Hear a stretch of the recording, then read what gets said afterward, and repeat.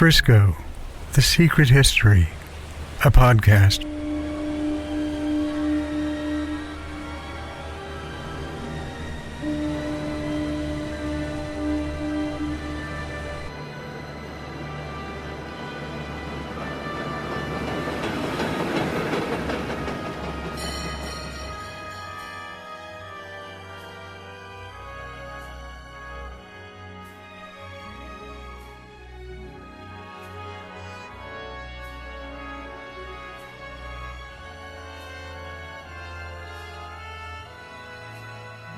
Welcome to the Secret History of Frisco podcast. I'm your host, Knox Bronson. Today we are going to look at the San Francisco Examiner's 1944 crusade against barfly women. Gertrude Atherton's four-part series titled Women in Saloons, The Shame of My Sex, a first-hand report by a noted writer on today's riotous indecencies and menacing breakdown of feminine morals in our brawling barrooms.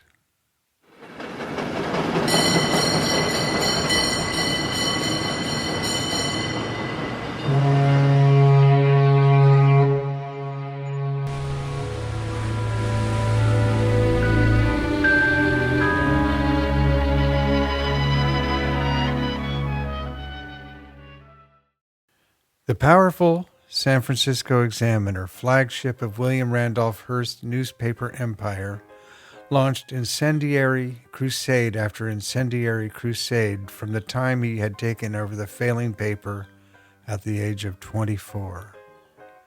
His father had acquired the newspaper in 1880 as a partial payment of a gambling debt and gave the paper to his ambitious son in 1887. I think we need to discuss the San Francisco Examiner, much like we looked at Frank Sinatra's mob connections in the first Jimmy Tarantino episode a little while back. By the middle of the 20th century, the paper was so deeply entrenched into San Francisco's power structure, with editor Bill Wren effectively running the city, the police department, and the state Democratic Party, it's hard to overstate its influence over all aspects of San Francisco life. Bill Wren was Hearst's point man in Northern California.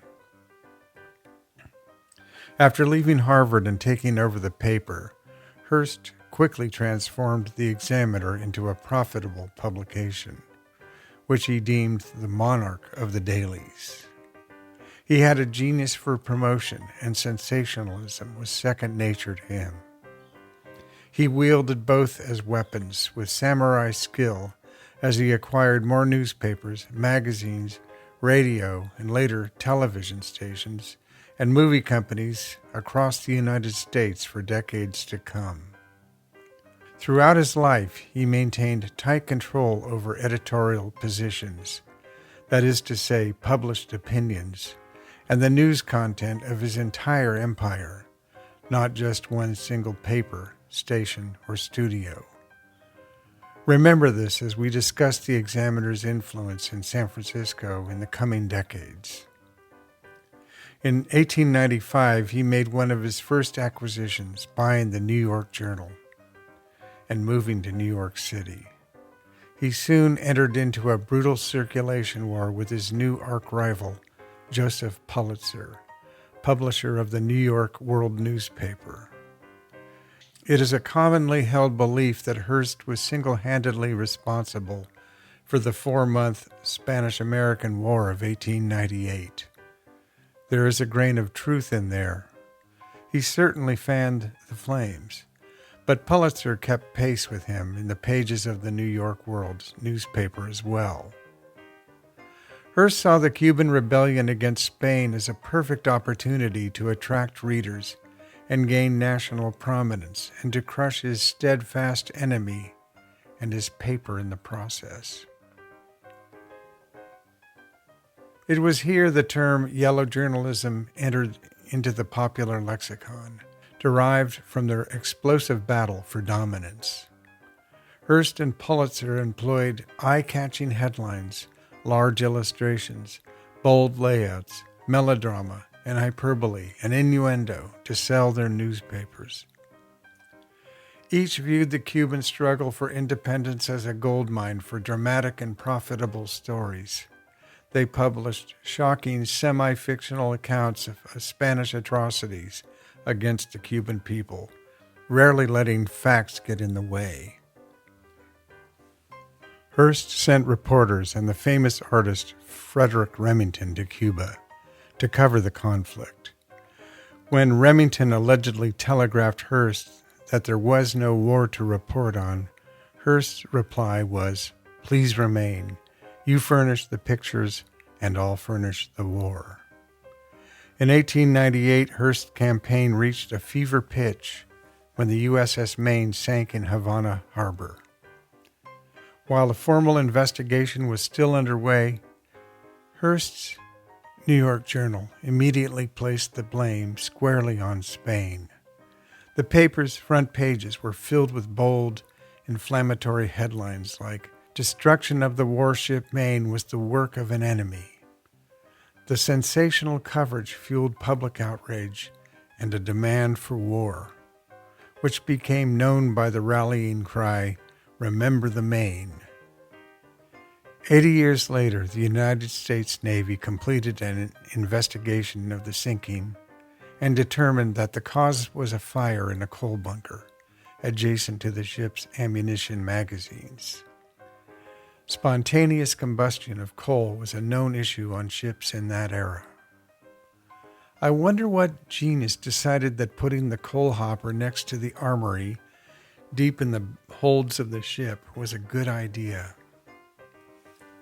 Following the war, American business and organized crime elements moved boldly into Cuba. This influx occurred in distinct phases, with business interests establishing themselves almost immediately and organized crime following a bit later.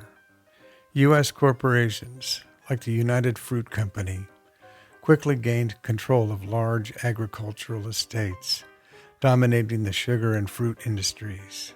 By the 1920s, American investors controlled a significant portion of Cuba's sugar production. American entrepreneurs began developing hotels and resorts, particularly in Havana, transforming Cuba into a popular tourist destination. American organized crime moved into Cuba in a major way a bit later. While some activities like rum running during Prohibition began in the 1920s, the full-fledged establishment of a criminal empire took a while. The mobsters invested heavily in hotels and casinos, turning Havana into a glorious and glamorous city defined by gambling, prostitution, and nightlife just 90 miles off the coast of Florida. The rise of strongman Fulgencio Batista, who first came to power in the 1930s, was a turning point. Batista and his regime had mutually beneficial relationships with American mob bosses like Meyer Lansky, Lucky Luciano, and others. A key event was the 1946 Havana Conference at the Hotel Nacional, where top U.S. mafia bosses met to discuss their business interests and consolidate their control over the island's criminal enterprises.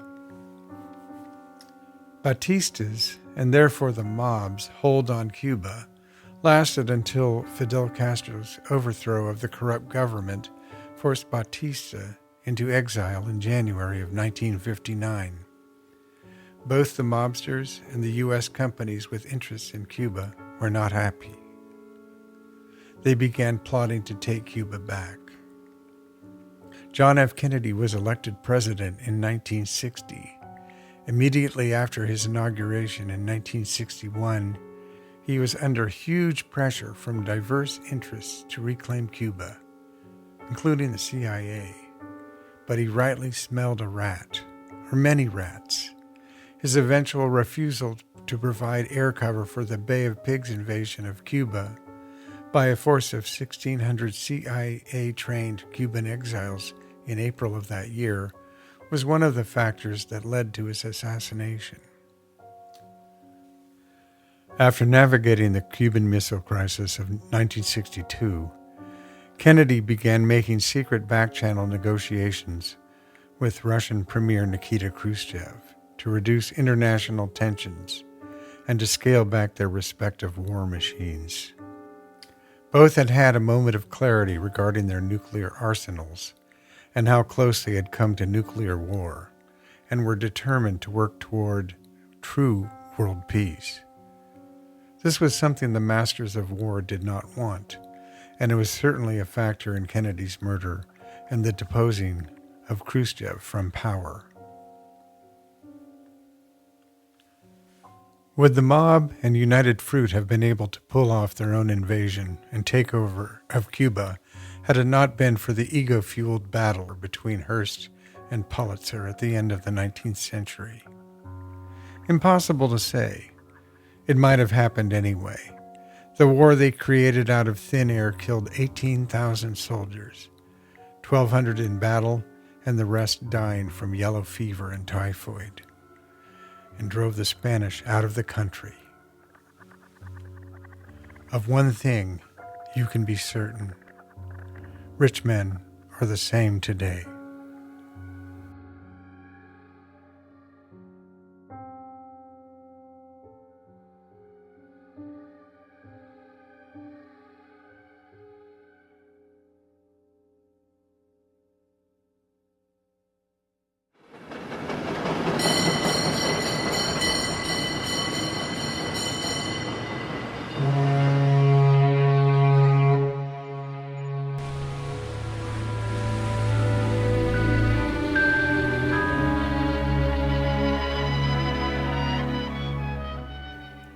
It was here in the battle between the newspaper titans that the term yellow journalism was born. It came from one of the stranger aspects of their multifaceted conflict. In 1895, right around the time Hearst bought the New York Journal and had moved to New York, the New York World newspaper launched a popular full-color comic strip called Hogan's Alley, which featured a mischievous, bald, gap-toothed character in a bright yellow nightshirt. The comic strip was a huge hit and sold many newspapers for Pulitzer. The character became known as the Yellow Kid. One of the factors of the strip's popularity was the use of a new bright yellow ink that simply popped the Yellow Kid right out from the page amidst the rather muted ink colors of the day. You can see samples of the strip on the Frisco website. Hearst hired Richard F. Outcault, the cartoonist who drew the Yellow Kid, away from Pulitzer and began running the strip in the Journal. He had to buy new printing presses to handle the yellow ink properly. Pulitzer hired another cartoonist immediately to continue the strip in the New York World. Thus, there were two different Yellow Kid comic strips running in the two competing newspapers. The intense rivalry over the comic strips led critics to derisively label the sensationalist reporting of both newspapers as Yellow Kid journalism, which was later shortened to yellow journalism. While the term originated from a comic strip battle of epic proportions, yellow journalism came to represent a specific style of journalism for which Hearst newspapers would be known throughout the 20th century.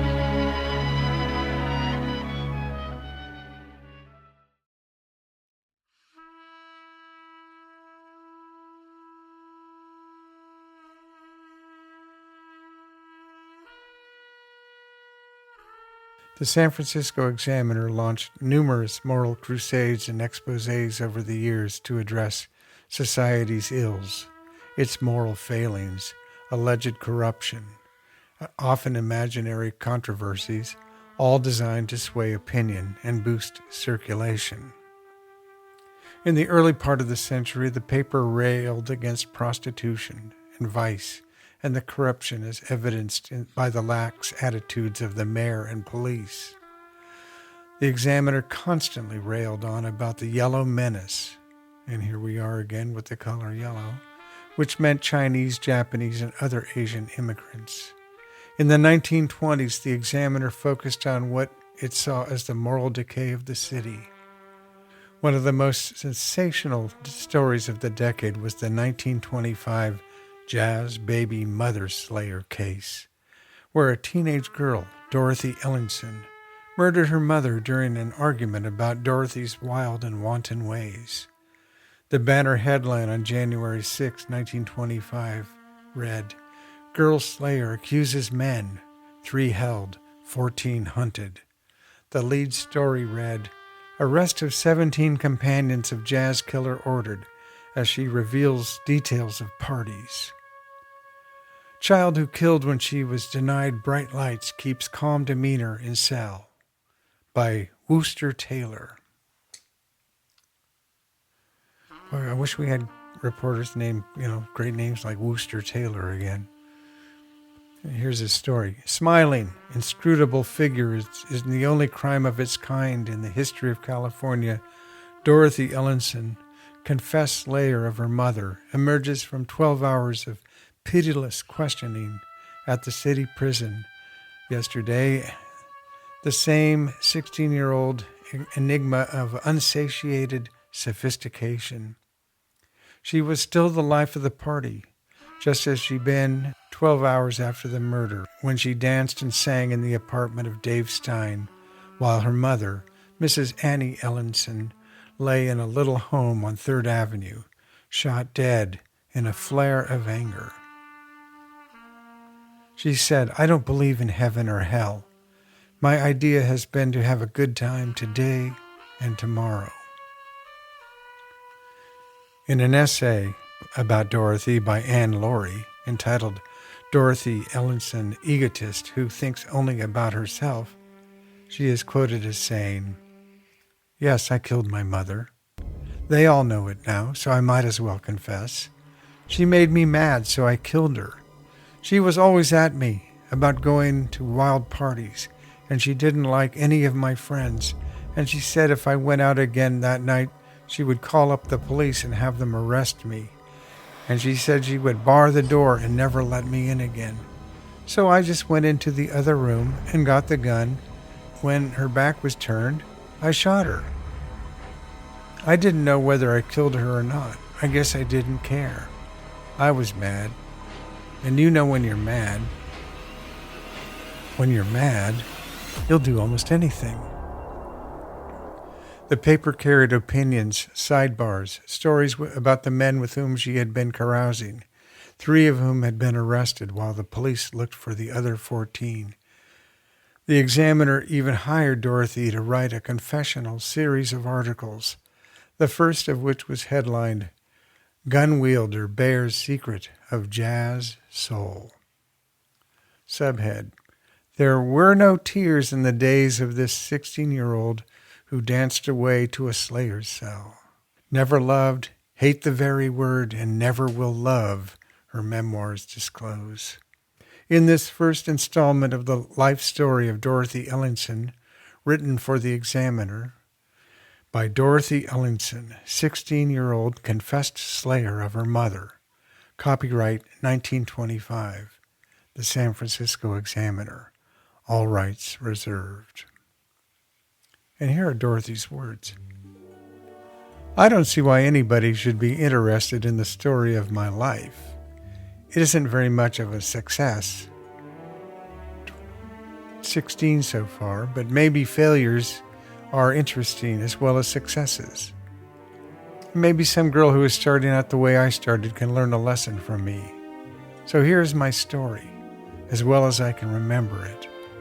But when you read it, remember that I'm only 16 years old, even if I am taller than the average woman, and I have never been beyond the 8th grade in the grammar school. I think we'll have to return to Dorothy's story at another time, but we will. The Examiner used the jazz baby mother slayer furor as a launching pad for several more campaigns in the 20s, stoking fears about the corrupting influence of jazz music, the associated drinking, dancing, and immoral behavior in the city's black and tan clubs. These campaigns almost always focused on minorities or women, leading to police raids on nightclubs and, of course, increased circulation for the paper. Anti-vice campaigns targeting prostitution and other forms of what they perceived as public immorality continued for decades, often in collaboration with police and politicians. In the 30s, it was gambling housewives and later marijuana. The paper railed against the neglect of home and family, the wasting of household money, moral depravity, and everything else associated with gambling housewives. Sensationalist headlines framed the miscreants as worthy of public humiliation. Editorials called for social control. Here's a few headlines. Marina bookmaking joints openly lure housewives to gamble on races. Racketeers let children into joints. Gamblers provide scissors so kiddies can cut out dolls as mothers play the ponies. 25-cent bets taken from shabby woman on relief. Police station near, but the captain fails to take any action. Hard-boiled operators kick them out after they lose all their cash. Men, fearing for safety of their homes, write how bookies beguile housewives. Here's some excerpts. I've begged the bookies to turn my wife out of the pool hall down the block. They let her in as soon as my back is turned. My niece borrows money to play. I have to pay it back to keep her out of trouble. This is what bookies who cater to women bettors on dog and horse races do to San Francisco families. William Randolph Hearst rightly saw commercial hemp, also known as cannabis or marijuana, as a threat to his vast timber and paper manufacturing interests. The development of new technology for processing hemp fiber threatened to provide a cheaper alternative to wood pulp for making paper. His anti-marijuana campaign fit perfectly with his tried and true brand of yellow journalism. It allowed his papers to publish lurid tales of violence, murder, and insanity, allegedly caused by the drug. Hearst himself once wrote, "Users of marijuana become stimulated as they inhale the drug and are likely to do anything. Especially in country districts are laid to users of that drug." Shades of Remember the Maine. With the Atherton Report of 1937 and its attendant scandals, resignations on the police force, and prosecutions, the many bordellos of San Francisco continued to operate, but with much more circumspection. Gambling joints still peppered the Tenderloin. The advent of World War II brought huge changes to the socioeconomic fabric of San Francisco. With so many men serving overseas, women entered the workforce in unprecedented numbers. They took on jobs in shipyards and factories that were previously held by men. Think Rosie the Riveter. Many of them were single.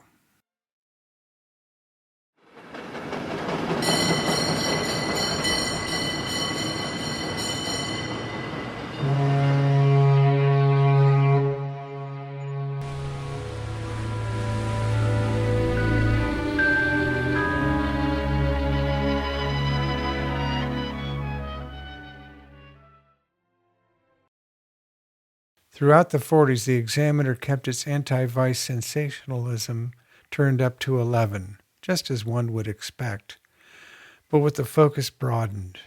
Gambling dens were still a problem, and pinball machines a plague. Every cigar stand was a front for a bookie operation. The moral collapse of the city was an ongoing crisis. On November 11, 1944, we were still away from the end of the war. Headlines on the front page that day. Weird. 1,000 mph stratorockets blasting Britain. Metz trap closing. Jap destroyers, 3 transports sunk. 4th heavily laden troop ship set afire. New gains on late Yanks drive 5 miles toward Ormoc. Big C air battles. 1,000 Nazi U.S. tanks in battle for fort. U.S. probing shortage of cigarettes here. Roosevelt back at work, calls cabinet, takes up world problems, Big 3 meeting. A.L. Vollman found guilty in bribery. A 3-day naval bombardment of the entire Lingayen Gulf area.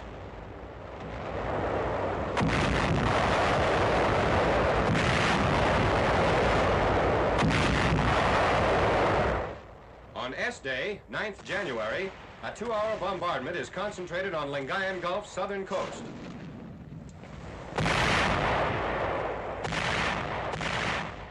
Our landing forces move toward shore almost unmolested, spearheading the greatest amphibious operation of the Pacific War. About 900 amphibious tanks, tractors, and ducks, and 2,500 LCVPs and similar craft were lowered into the Gulf. The movie Laura, directed by Otto Preminger, starring Gene Tierney, Dana Andrews, Clifton Webb, Vincent Price, and Judith Anderson, was riding high at the box office. You can watch the whole movie for free over at the Secret History of Frisco website. Look in the Vintage Films section. The American Film Institute named it one of the 10 best mystery films of all time. I remember when Laura bought these glasses, she loved them. I was groping for some way to keep Laura's name out of it. He was always quick to seize upon anything that would improve her mind or her appearance. Laura had innate breeding. I selected a more attractive hairdress for her. I taught her what clothes were more becoming to her. Through me, she met everyone. Men admired her. Women envied her.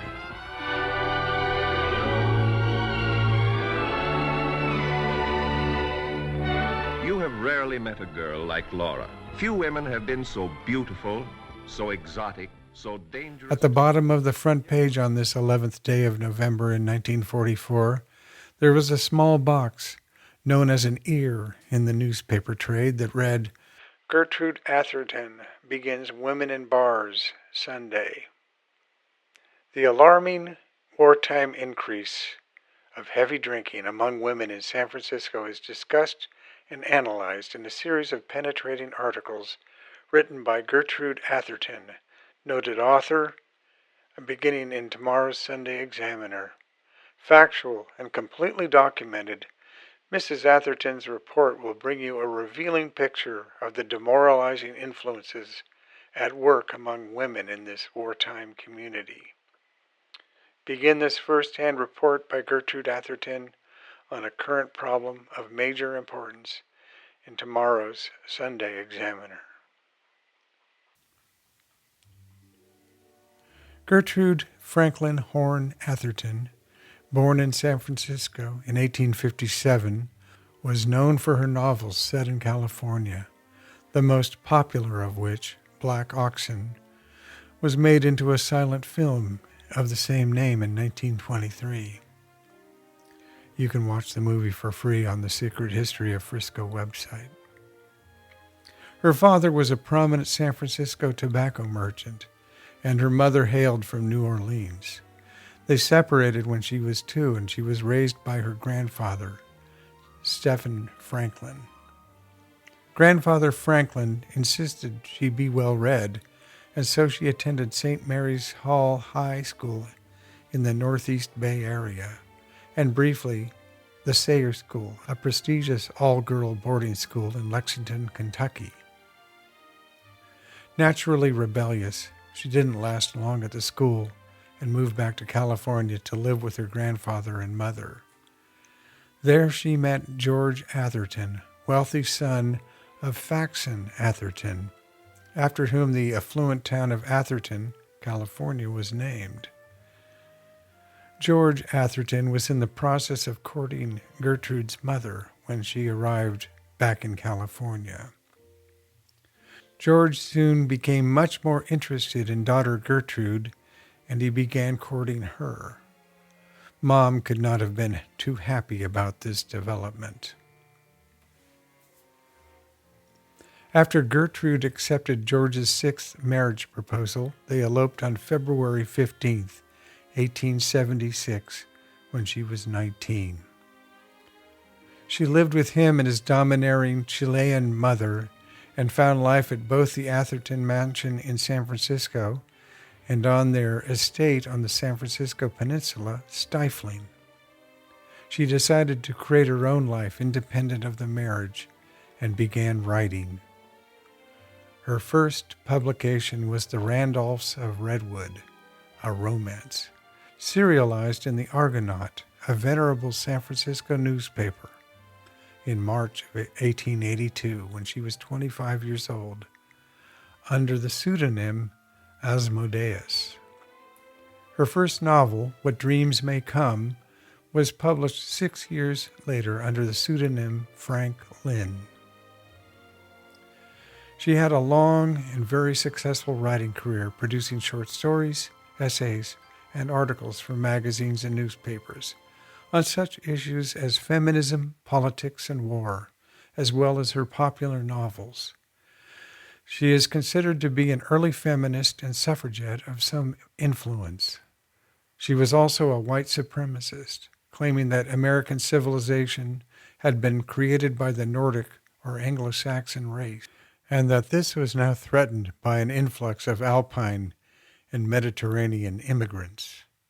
I will leave it to you to assess her brand of feminism as conveyed in the article. Just remember that the arc of history, some say, bends toward the light. At the age of 86, she was hired by the San Francisco Examiner to write a 4-part expose on barfly women, a new and troubling phenomenon in the city, according to the paper, brought on by the war and the rapidly changing demographics of the city. The name of the series was Women in Saloons, The Shame of My Sex. Today I am reading the first installment, a first-hand report by a noted writer on today's riotous indecencies and menacing breakdown of feminine morals in our brawling barrooms, by Gertrude Atherton, distinguished American author. I will preface this article with the statement that as I grew up in a household where whiskey, brandy, and gin were the staple remedies for every known ill, and I was liberally dosed with all three, to say nothing of port wine with cod liver oil in it, and a long session with stout as a tonic, I have never ceased to regard every one of them as medicine and hate them accordingly. On the other hand, it is a matter of complete indifference to me whether or not other women drink. Other persons' morals and habits are their business, not mine, so long as they behave themselves when I am around. This merely to demonstrate that I am quite without bias. San Francisco has undergone many phases in drink, as in all things. When I was a girl, California was a lovely state, 7 long days by train from New York. The men were frantically engaged in making fortunes and losing them, and women, less intellectual, had no resources beyond gossip, dress, children, servants, and the somewhat monotonous pleasures of society in a small and formal city. And here I will digress for a moment, for as I'm sure you've gathered, Gertrude grew up in the wealthiest strata of San Francisco society, and as such, may have only been peripherally aware of what Benjamin E. Lloyd wrote in his 1876 book, Lights and Shades in San Francisco, the same year Gertrude married George Atherton at the age of 19. We do not wish to say or even imply that San Francisco is the wickedest and most immoral city in the world, that her men are all libertines and her women all fallen, that she has no noble sons and pure daughters. This is only a single chapter on her wickedest ways, the deepest shade among many brilliant lights. But we would say to the parents of San Francisco to look closer to their daughters, for they know not the many dangers to which they are exposed. Know their associates, guard their virtue, and to mildly counsel their sons, for when upon the streets of this gay city they are wandering amid many temptations. The Barbary Coast is the haunt of the low and the vile of every kind, the petty thief, the house burglar, the tramp, the whoremonger, lewd women, cutthroats, murderers, all found here. Dance halls and concert saloons, where blear-eyed men and faded women drink vile liquor, smoke offensive tobacco, engage in vulgar conduct, sing obscene songs, and say and do everything to heap upon themselves more degradation, are numerous. Low gambling houses, thronged with riot-loving rowdies, in all stages of intoxication, are there. Opium dens, where the heathen Chinese and God-forsaken men and women are sprawled in miscellaneous confusion, disgustingly drowsy or completely overcome, are there. Licentiousness, debauchery, pollution, loathsome disease, insanity from dissipation, misery, poverty, wealth, profanity, blasphemy, and death are there. And hell, yawning to receive the putrid mass, is there also. And now we return to 1944, 68 years later, and Gertrude's timely expose. I used to overhear my elders gossiping about this woman and that who had been taken to drink. A phrase remains in my memory. Actually picked up in the corridor of the Occidental Hotel, my dear, and had to be carried by two men into her suite. In time, as population increased, and distance decreased with more rapid trains, as diversions multiplied, and San Franciscans spent more time in their country houses during the summer or at lively resorts, as they developed an interest in music and attended the opera and the symphony concerts, to say nothing of the theater, for the best plays traveled to California, one heard less and less about the drinking of either men or women until Prohibition. The most stupid and unpsychological law ever passed by the United States government. Then one began to hear of men drinking heavily who had been moderate before, of hip pocket flasks, of petting parties, of girls of all classes making fools of themselves. But still no scandals like those of the past. Toward the end of Prohibition, I attended a cocktail party of young people. Being a professional writer of fiction, it was my business to see all phases of life, and I hoped for and expected a new experience, something really sensational. Except that cocktails were handed about freely and imbibed to the last drop, I could see no difference in the general atmosphere from the old-fashioned teas. Only one young man had to be gently led out and driven home. But not a girl looked pinker than her makeup, nor kicked up her heels in a can-can, as I had naively expected. Evidently, they had all acquired copper-plated stomachs. During Prohibition, on one of my frequent visits to New York, I was taken to a famous nightclub. It looked promising, for my host knocked discreetly and murmured a password before the door was opened, and we slid hurriedly in.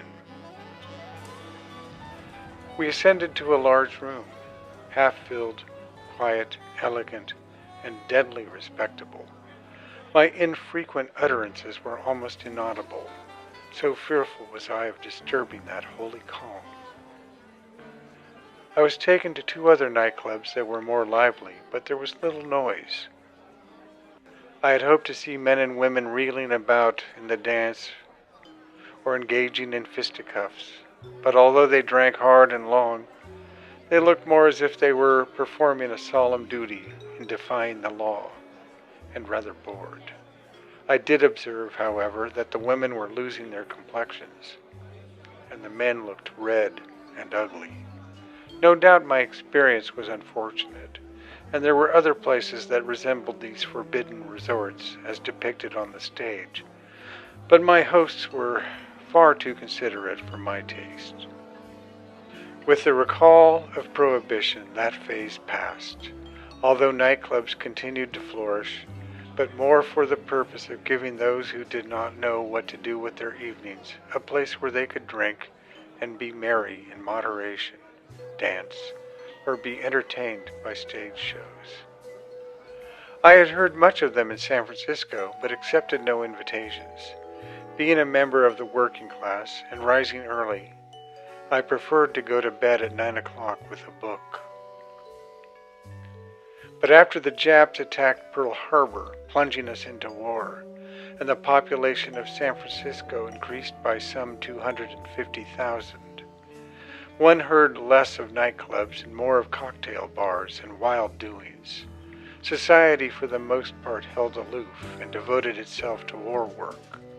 But society is a small body, and with thousands of girls, young and middle-aged women of different strata, on the loose, the so-called leisure class was almost forgotten, their few diversions given scant space in the newspapers.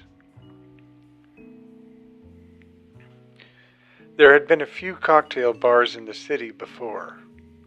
After Pearl Harbor, they multiplied like locusts. The high-toned ones were in the hotels, but there were 1,000 others to entice all classes. I was very busy at the time, but read the newspapers. Almost every day there was a story of some young woman who had been knocked down in a lonely street, and robbed or raped or both, and invariably she was a woman on her way home from a cocktail bar, where she had had a few drinks. As invariably she had left her children at home with no one to look after them, her husband was either in the army or working on a night shift. The city was crime-ridden, but apparently her longing for a drink and fling overbalanced her caution as well as her maternal instincts. Girls flocked to these bars not only for distraction and liquor, but to pick up some man with a roll. Prostitutes reaped in a rich harvest, and even girls, heretofore respectable, ran wild. The married, when hailed before a magistrate for disorderly conduct on their way home, pleaded that they were lonely and didn't see why they couldn't have a little fun like other people. Others went out of curiosity, cocktail bars being the talk of the town, accepted a drink from some predatory male, and then another, made the discovery that life in cocktail land was more fascinating than sitting at home reading a detective story or darning the children's stockings, and became habitués. Many were the reasons, but there must be a fundamental cause. But more of that later. San Francisco, although now one of the largest and most densely populated ports in the nation, the whole Bay Area surrounded by war industries, is after all but one city of many with a similar history of drinking women. And when I was asked to write a series of articles on the subject, I assumed that my experience would be typical. Of course, it was necessary for me to make a round of these bars, so different from my former excursions.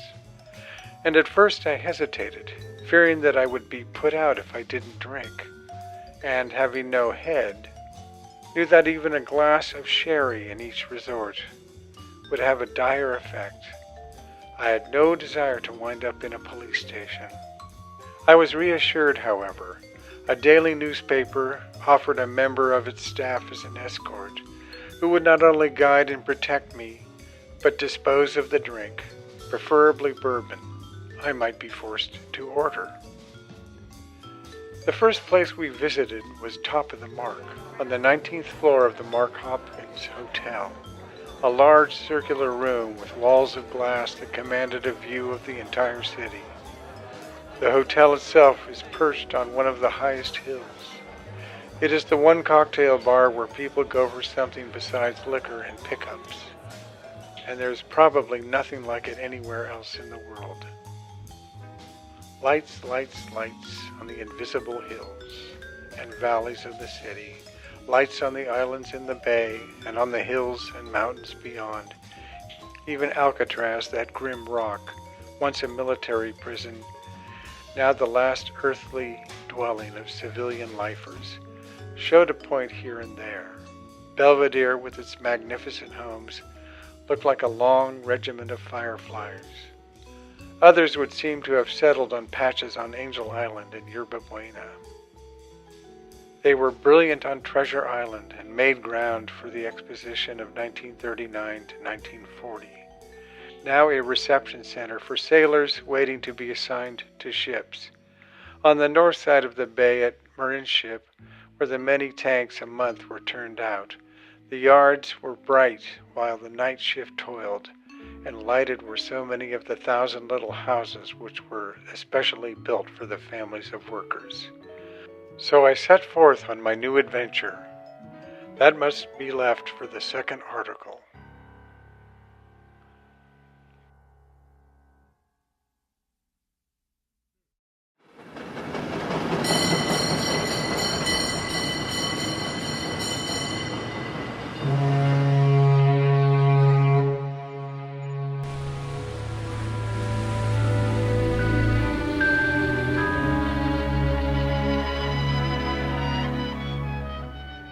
And now we come to the end of Women in Saloons, The Shame of My Sex, Part 1. Please be sure to return for Women in Saloons, Part 2. Gertrude's further forays into San Francisco's nocturnal drinking world, her observations and estimations of the barflies therein, her erudite, if skewed, diagnosis of the problem, and her astonishing, mind-boggling, no, actually mind-blowing suggestions as to how to correct the societal ills as she perceived them. The Secret History of Frisco is ostensibly a listener-supported podcast. Main episodes will always be free. Our website is www.thesecrethistoryoffrisco.com. Please join us on Patreon at www.patreon.com/Frisco. Visit the website for the transcript of this episode and show notes. Please take advantage of our free membership option on Patreon. Paid tier members, starting at as little as $1 a month, will receive bonus episodes and other perks of membership.